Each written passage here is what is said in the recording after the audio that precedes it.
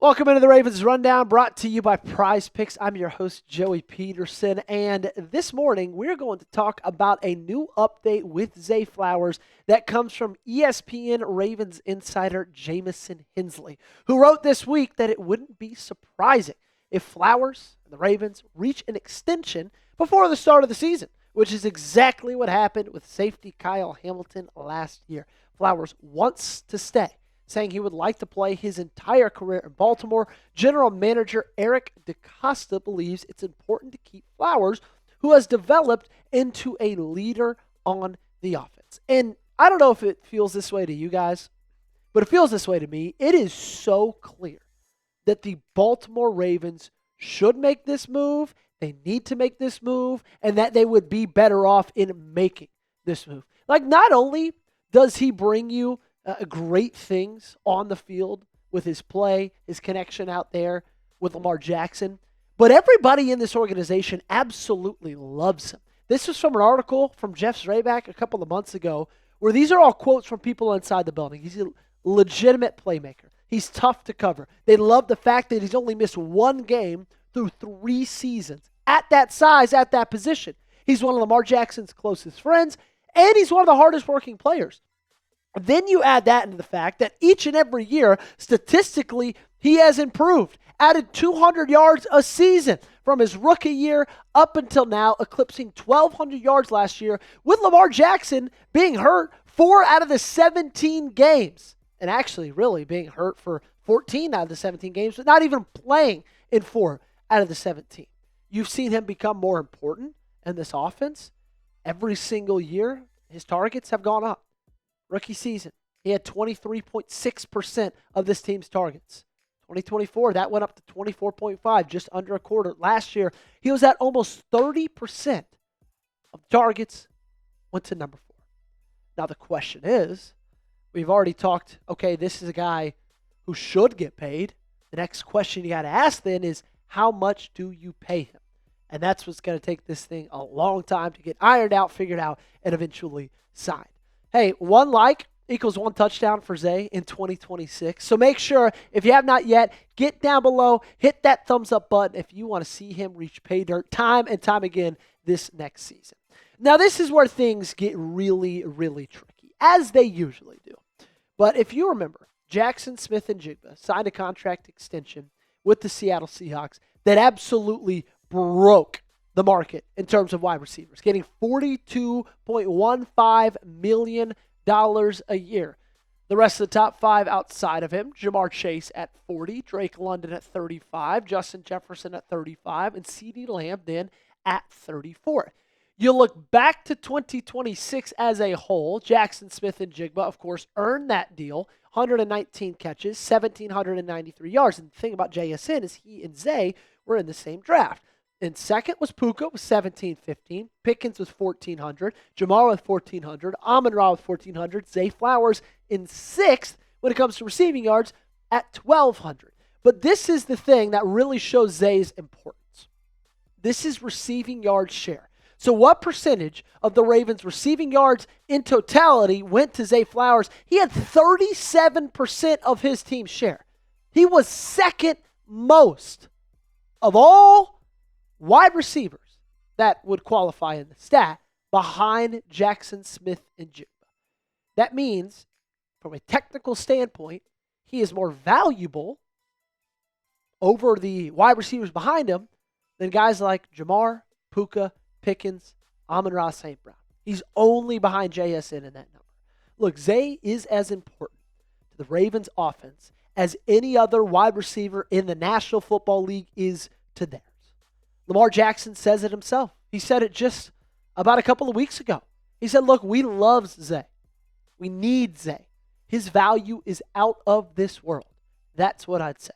We know their connection is strong. We know he's improved throughout his entirety of his career. And because of that, most likely he's going to get it back. Now, stick around because I'm going to predict exactly how much money I believe he will make in this next upcoming contract extension. But before I do that, I got to tell you about some awesome other, money subject. How about $50 instantly in lineups. All you got to do is sign up with our code HMA and play $5 on Prize Picks.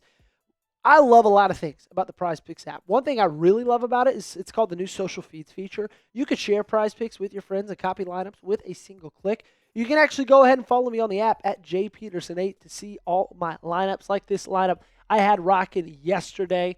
Obviously, big soccer time in the U.S. right now. I had a 3-pick power play, 10 to win 35. I took the more on shots on target for Eden. I took the more on half a goal and assist for Mateus Cunha. And then Junior, I took the more on 1.5 shots.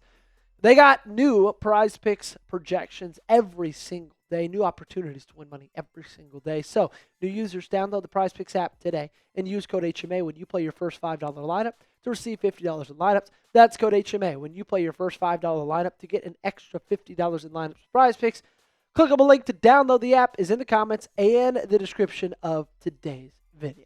Now, I'm here to tell you, I don't think that Zay Flowers is going to get number one wide receiver in the NFL type money, okay? JSN just reset the market. I don't see Zay Flowers doing that. And frankly, I don't think he should, right? Like, if I'm Eric DeCosta and he and his agent come to me and say, hey, we think we deserve to get paid as the highest paid wide receiver in football, I would look at you and say, no, you don't, okay? We love you. You're very, very important to us here. You're utilized very well in this offense, and we believe you have a bright future as a star wide receiver in this league, but you're not getting wide receiver one money. I mean, look, JSN had a better year.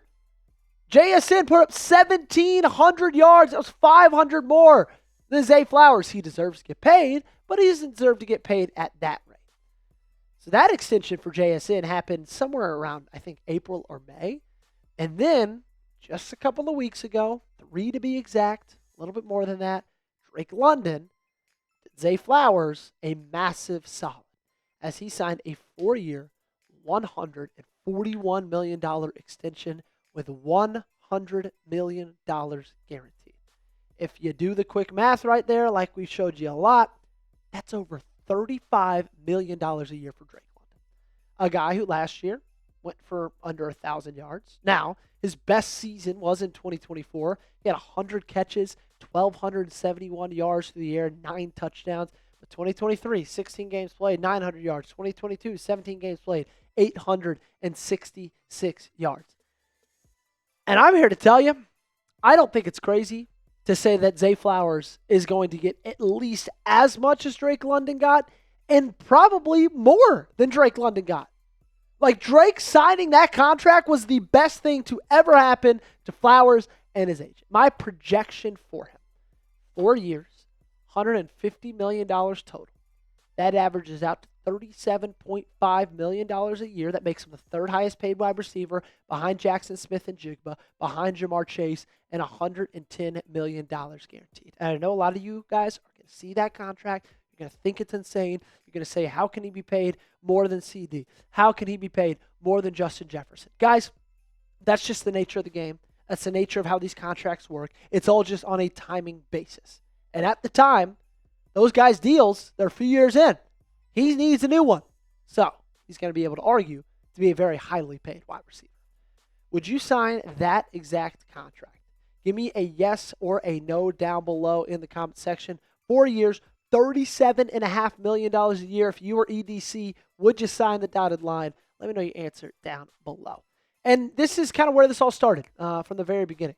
Kyle Hamilton, Baltimore Ravens, reached an agreement, 4-year, $100.4 million extension.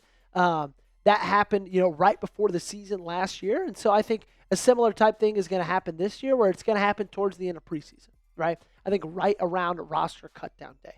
Training camp winding down, kind of getting in that mode where you're switching into the regular season. That's when this deal, in my opinion, is ultimately going to get hammered out. And I think it's going to be for the better of Baltimore to keep him because you've kind of sat in this spot as a franchise where you've been waiting for a guy you could call a wide receiver one. And I don't think they want to mess that up and try to be in that wandering wilderness again, right? They feel like they found it.